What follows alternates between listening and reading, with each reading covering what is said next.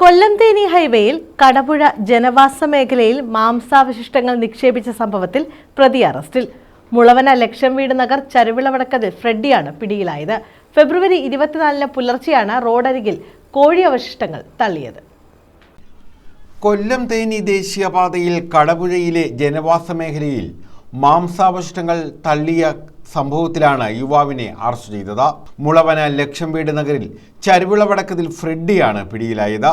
ഫെബ്രുവരി 24 റോഡരികിൽ കോഴി അവശിഷ്ടങ്ങൾ തള്ളിയത്. പഞ്ചായത്ത് അംഗം ഷീലാകുമാരിയുടെ നേതൃത്വത്തിൽ ആരോഗ്യ പ്രവർത്തകർ സ്ഥലത്തെത്തിയായിരുന്നു മാലിന്യങ്ങൾ നീക്കം ചെയ്ത് ശുചീകരണ പ്രവർത്തനങ്ങൾ നടത്തിയത്. ശാസ്താംകോട്ട SI ഷാനവാസിന്റെ നേതൃത്വത്തിൽ പോലീസ് സംഘം CCTVകൾ കേന്ദ്രീകരിച്ച് അന്വേഷണം നടത്തിയെങ്കിലും വ്യക്തമായ സൂചനകൾ ലഭിച്ചിരുന്നില്ല.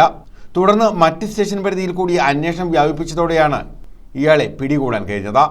മാലിന്യം കൊണ്ടുവന്ന മിനി ലോറിയും കസ്റ്റഡിയിലെടുത്തു.